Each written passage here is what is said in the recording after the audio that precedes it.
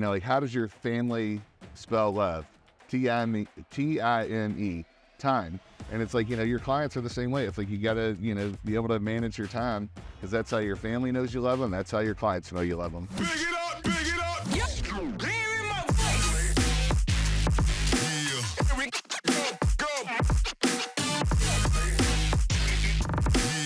Here we go. Welcome to Let's Talk Real with Mel. We're here with Jason Farabee in the Louisville, from Louisville, Kentucky. Right, we're here in New York City at the Inman Conference. You're a realtor there. Tell us a little bit about what you're. And first, welcome. Thank you. Tell us a little bit about who you are, and what you do, what your real estate business looks like. So I'm an agent. Just kind of started expanding with a little bit of a team. I've got an agent who's also helping out with marketing, and then I've got another guy who joined me. He's been in the business for a couple of years. And he's working with me as like a listing partner, agent partner, also helping out with the buyers and, converting online leads. I've been doing it for 26 years, essentially, by myself until the last couple of months. Okay. And I've got some great people working with me, so very excited. So 26 years, 25 years and 10 months as a solo agent. Yes. And the last 2 months, now you're starting to grow the team because you've been a little busy, right? I've been a little busy. 24/7 side of real estate. Yeah. What's your transaction count look like? Like last year, what'd you do? I think last year we were like 86 deals. The year before we were at 102 deals. And the volume went 36 million the year before and then like 33 last year. Okay. So you didn't, even though you went down 20% in transactions, sales prices probably went up about 20%. So the average prices went up a little bit. And I do a lot of high-end real estate. I'm affiliated with Sotheby's, so we get a lot of exposure to the luxury market. And then also do a lot of lot sales and development for some of the builder clients I have. Okay. So then it kind of swings your average sales price. Although we did have some of the lots that were 500 and 350 and, 250. So we did still have some expensive lots also. Okay. But I kind of brought the average down a little bit. We got the unit count up. Yeah, but 33 million, 36 million, that's a nice. Not bad for Kentucky. You're able to eat, you put a little peanut butter with your jelly. Not too bad. Not too bad. Got some fresh bread to go with. Right. Not the ends. That's right. You can have the middle part of the bread. That's right. So and right now you added a buyer's agent or a listing partner. Yeah, so I'll call him like an agent partner because, it's like I'm trying to focus more on like the team and lead generation and kind of scaling up.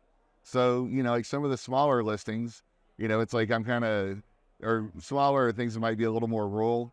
It's like I'm bringing him on, on like a 50-50 split and we're like kind of working the listings together. I mentor him along in the process, kind of coordinate the marketing aspect of it now with, the marketing, person. And it kind of saves me up some more time to kind of focus on, generating, other business and leads. Right. Time. That's the one thing we can. Man, I always think about it like this. Brian Tracy a long time ago said, like how does your family spell love? T-I-M-E, time. And it's like, your clients are the same way. It's like you got to, be able to manage your time. Because that's how your family knows you love them. That's how your clients know you love them. That's true. I hadn't heard that before. Yeah. It was a long time ago. Yeah.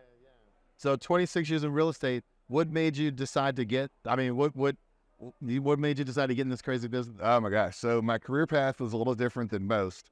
So when I graduated college, I went to work for Edward Jones, which is a finance company. The college I went to, Wabash College, a small school in Indiana.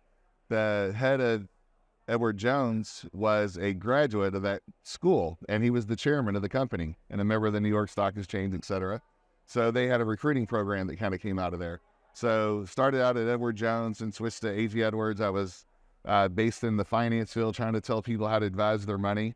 And of course, at 23, 24 years old, when you don't have any, it's a little hard to get people to kind of, come around to it.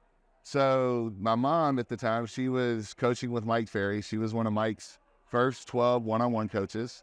And Mike looked at her business and said, you got to quit selling in Southern Indiana. You got to go to the Kentucky side and expand your business to get the average price point up.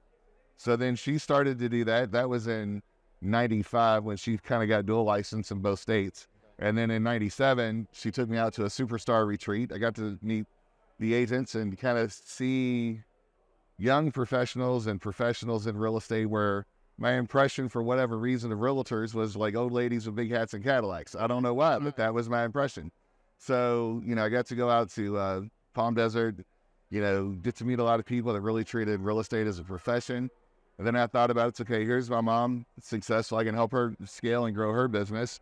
And then at the same time, at 24 years old, I'm going to know a lot more people that are going to buy, at the time, $150,000 house, and they're going to have $100,000, in an annuity to roll over where you'd make about the same commission. So I thought it was a lot more opportunity for me. Okay. And then, 3 years later, mom relocates to the Hamptons. She takes her average sales price from 125 to $2.5 million. Okay. So that was a big change for her. But, I was already in the business. I was doing well, and I enjoyed it, and kind of continued on from there. So you kind of like had a family business, but like a roundabout thing, kind of came back in the fold. Yeah, kind of started out in the family, and then when she relocated, I just kind of stuck with it. So you've been through multiple cycles. Yes. Of this at 26 years of the business, coming in 95. Not just one kind of adjustment. Correct. But I guess that'd be two. I mean, really, I'd kind of say like we had the one major swing that took place from, 2007 into 8 when we kind of hit our peak, into 2011 and 2012 where it started to turn and come the other direction. So really, I feel like it was like one major cycle. And, a lot of the newer agents right now, I feel like they're kind of looking at the market right now and they're like, oh my gosh, like, it's not like transactions like it's been the last 3 years. For me, I'm like, oh, this feels like a normal winter. Right. When we kind of hit that cyclical market, there's a lot of phone calls, there's a lot of lead follow-up, there's a lot of conversations about when the right properties are ready or when the timing is ready. And it's not that, dramatic sense of urgency we've had the last 3 years, but it's still like the same conversations we always had. We did 2 offers this week, Jack did another offer for us. So it's like, we should still hit, 1 to 2 transactions, right now. And we kind of feel pretty optimistic about what's going to happen in the spring. So what I hear you saying is that you get to do your job. I get to do my job. Right. I get to do my job. Maybe last year, maybe it was just we weren't getting to do our job as much. It was happening really fast. Yeah. If you want to say that one of the key components of your job is the prospecting and lead follow-up, then we definitely are going to need to do more of our job right now. Right. And that's a good lesson, I think, to agents out there or any entrepreneurs out there, that now is the time to work, right? I mean, not now is the time to retreat. I think a lot of you hear if you pay attention to the headlines, everyone's saying, "Oh, just go in a shell and hide and come out, and it'll all be better." But yeah, it started to feel that way, like when we hit that start of the pandemic, that February, March, as it was starting to come out. Everybody was like a little uncertain, and then all of a sudden it was like the interest rates, and everybody's like looking at it like, if I'm going to be at home, I need something different. And so it was like a complete dramatic change. But now it's like, we've got to get back to work. We've got to do the prospect. We've got to do the lead follow-up, because you're not going to sell anything if you don't work. Right. Yeah, no, that's for sure. That's one way. If you don't swing the bat, right, definitely going to hit zero. Right. You got to get more chances at bat. Right. So I know you're doing kicking ass now. I'm sure it wasn't always the case. What did your business look like when your mom moved out, and then you're like, oh, I'm by myself now? So when mom and I were together, she was always in the 60 transaction range. And then when we teamed up, the 3 years that we were together, we were 120 to 130 transactions per year. That was, 90s, 98, 99, and into 2000. And then when she left, I was kind of like had a little bit of a burnout. So I just kind of like slowed down. And for years, I would always kind of be like in that, 55 to 70 range as far as like the number of transactions. But the biggest difference was it's like, I kind of started to get in a little bit into like the higher price points before we kind of hit that last recession. And, the average sales pricing, crept up into the 380 to 400 range.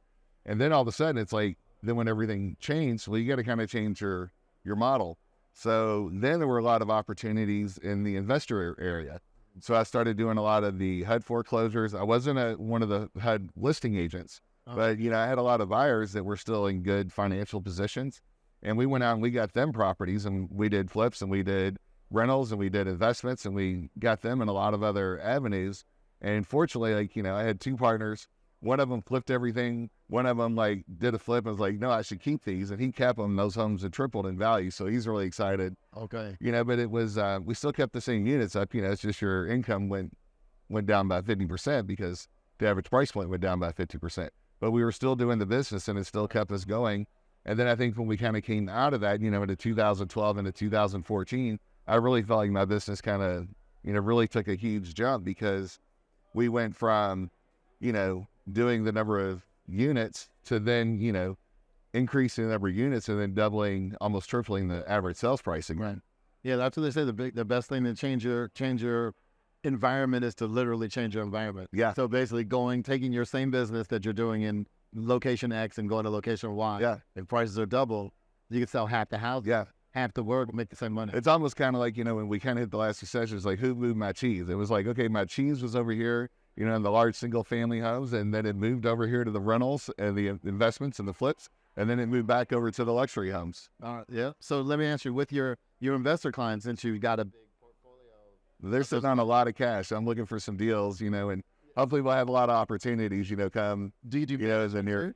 I don't do any management. So I kind of do it as a little bit of like good faith with these clients. So apartments, I think you may need a property manager or you need the ability to manage them yourself. Like it's more of like, your job at that point. But the single family rentals, for the most part, they're so easy to maintain if you get a good tenant. So with the properties that I've sold that are the single family rentals, I basically, charge like $1,000 is usually what it is. $500 for a cooperating commission if another agent brings the prospective tenant, and then $500 to me just kind of cover the cost of like just kind of doing the paperwork and, having some money go to the broker to, kind of cover for their time and things and processing. But one, it provides a good service, to those investors. But two, if I take the property and put it on the market, for almost every one that we put up for rent, we either take that tenant and they become a buyer, or, somebody's like not realizing that they could actually go buy something instead of rent something, especially now, like rental rates have gone up dramatically in our market and across the country as a whole. And I think that's going to continue with interest, not really interest rates, but the higher interest rates. I think a lot of buyers are going to be kind of stuck renting, and they're already adjusted to the higher, rental rates. So it's been really good because it's an easy process. So what we do is we basically kind of take our preferred lender. So if you take a single family home, you've got your electrical, your plumbing, your roof, your HVAC. Those are pretty much the four main components. Right. Roof, you're probably not going to have anything that's going to be an emergency on a roof. But, HVAC, plumbing, and electrical, you can. So what we do is we just say, look, if you can't reach, you can call me, which I'm not really a property manager, but like I'll help coordinate a call. But most of the time we just say, look, call the owner. And if you can't get a hold of the owner right away and it's an emergency, call one of these three vendors. And we have a trusted electrician, a trusted plumber, a trusted HVAC guy that we know are going to give us fair pricing and making the repairs. And then we, let them contact them and get it done. Pretty strange. It's been pretty easy. Man. Now on the apartment side, I think there's a lot more moving parts, so it's a little hard to do it that way. Maybe we need your help with some of our DC, Maryland and Virginia property management stuff. There you go. You don't. Are you doing a lot of property management? We're doing some, and it's challenging. DC is one of the most pro tenant places in the whole country. Oh yeah. So it's it can be challenging. Yeah. So, but I mean, it's not part of my model that, for what I do in my business, but I've got friends that are doing it, that are managing 400, 500 units. And if they're getting, 7.5 to 10% of those, monthly rents, I mean, that's a huge business. That's a good cash flow. Yeah. And it's really stable, up markets, down markets. Right. Yeah. People need management. That's true. Or they should. Well, it's kind of funny. It's like, I don't know how many times you come across this.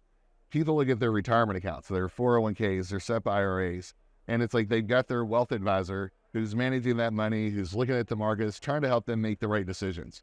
But then when it comes, if they think about buying a piece of real estate, it's like they feel like they got to do it on their own. Like if you can get a wealth advisor for your retirement accounts, why can't you get a wealth advisor, for your real estate? And it could be the agent who, sells it to you, could also partner with, another property manager. Yeah. And the thing is, what's crazy is that in those situations, most of the time, the real estate assets are a higher value than the looking at like what's happened to my SEP account the last 6 months, definitely. Right. Definitely. Yeah. My real estate assets are still good, but the stock market assets. Yeah, there's never real estate 10 years, 20 years, 30 years, real estate's always going up. Always going up. Stocks to some extent always go up too. That's true. Have bigger sometimes have bigger dips. That's true. A friend of mine who's basically built his entire career around investing in real estate, he kind of gave me a simple scenario one time, and now it's like we probably have to scale the numbers up to make it work, but let's just use it, for the time that he told me the story.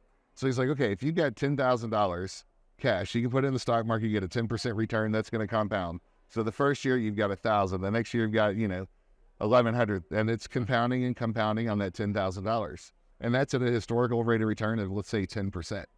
But you take that $10,000, and let's say that you could, find financing for a $100,000 house. That's why this story was a long time ago. Now you're not going to find $100,000 rental property, at least not in Kentucky anyway. But, when the story was told, we could go find a nice $100,000 house.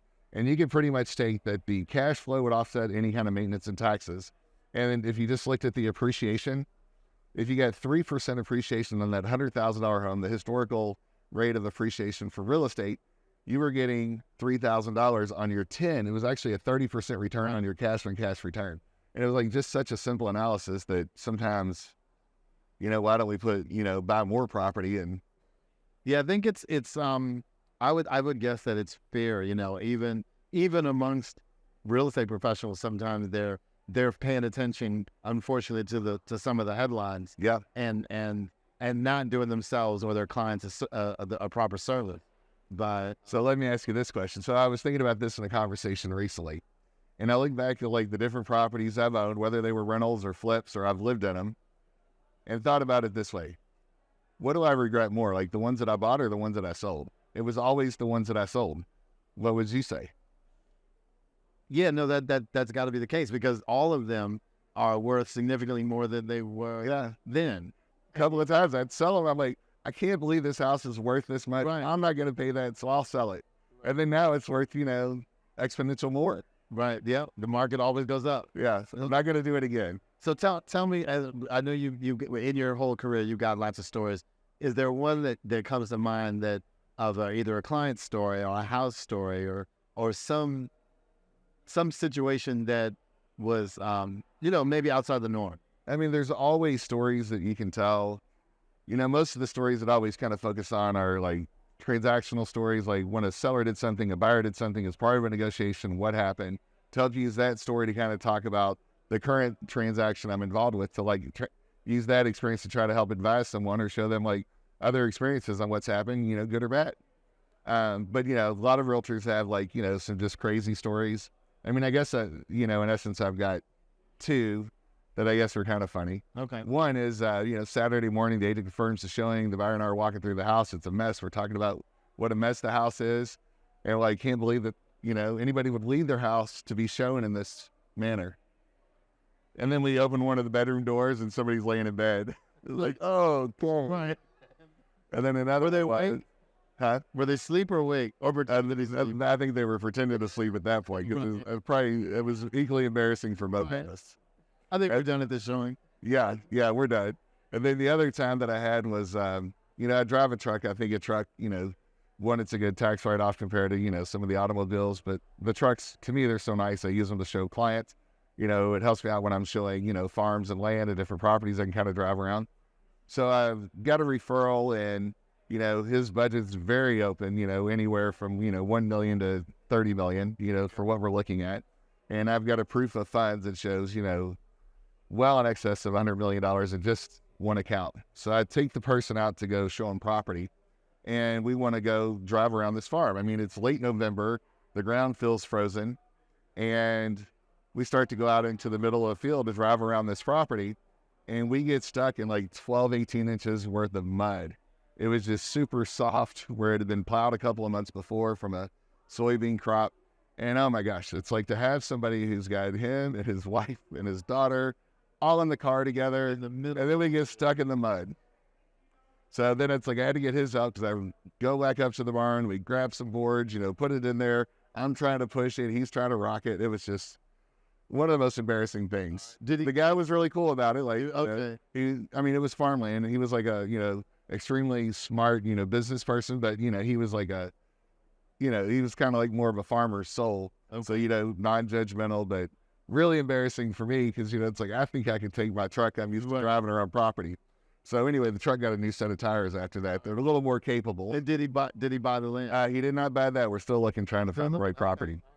Yeah. All right, so let me answer this. Oh, I have a quote. Let me share the quote of the day. All right, what do you got?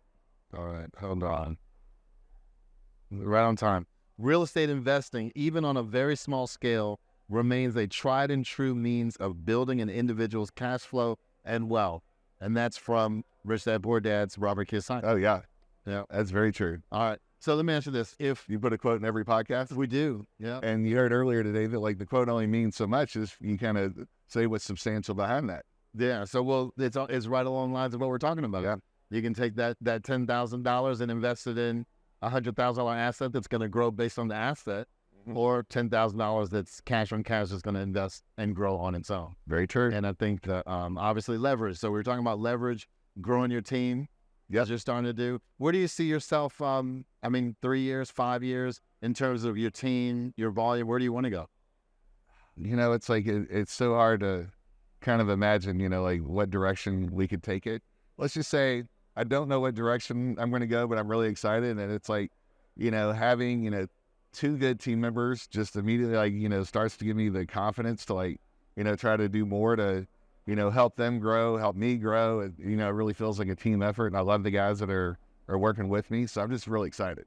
Yeah, So we'll see what happens. you're a bit of Have me back next year. you're a bit of a control freak, right? You like to Well, when you do everything on your own, it's like it's hard to delegate.